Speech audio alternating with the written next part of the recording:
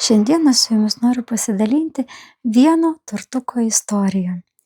Visa savaitė pilna darbų, bet vidury savaitės parašo mano nuostabi klientė, kuri visuomet iš manęs sakosi tortukus ir sako: gelbėk, keitėsi planai, negalim išvažiuoti ir mažylės dukrytės gimtadienį reikės daryti čia namuose, o mes neturim tortuko. Na, kadangi tai mano mylima klientė ir be to mergaitės gimtadienis lygiai tą pačią dieną kaip mano sūnaus birželio 19, tikrai negalėjau likti abejinga ir ėmiausi darbų. Sugalvojome, kad tortukas bus jogurtinis, minkštas, purus, su braškėmis, papuoštas štai tokiu puriu, lengvu, skaniu bezė kremu, o ant viršaus bus mažylės nuotraukytė. Kągi, pasiraitom rankovės ir ėmėmėms darbų. Nieko nelaukusi, pasidarau bezė kremą, nusidažau dažais, valgomais dažais, kremas purus ir tvirtas. Pažiūrėkite, kaip jisai gerai laiko formą. Ir kad bezė kremas puikiai apdengtų tortuką, reikia patį tortuką vos aptepti bezė kremu. Štai taip atrodo apdengtas tortukas ir uždėta nuotrauka. Ir pradedam daryti štai tokias rožytes. Tai vienas iš paprasčiausių puošybos būdų. Mums reikia M1 angaliuko ir tiesiog štai taip daryti.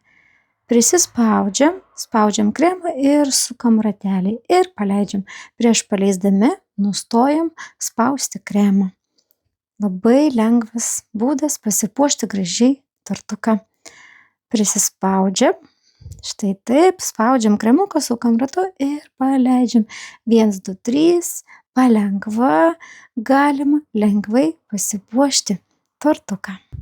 Jeigu rožytes klijuojame vieną šalia kitos, tortuko šonai atrodo idealiai ir nėra jokių tarpų, skylučių, kuriuos mums reikėtų papildomai apdirbti pasiėmus, pavyzdžiui, žvaigždutę.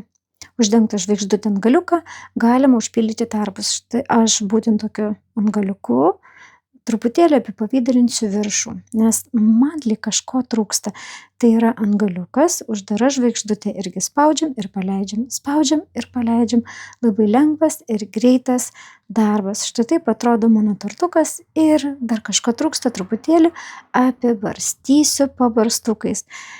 Štai tokia šio tortuko istorija, kurį man teko daryti ekstra greičiu, bet kai yra noro ir yra galimybių, viską galima padaryti. Kadangi tortukas yra kremuotas, aš būtinai visada panaudoju didesnę dėžutę. Nes jeigu paimsim dėžutę tik, kuri vos įtalpina tortuką, kremas liks ant torto dėžutės šonų. Ačiū, kad buvote kartu ir klausėte mano istoriją su šiuo tortuku.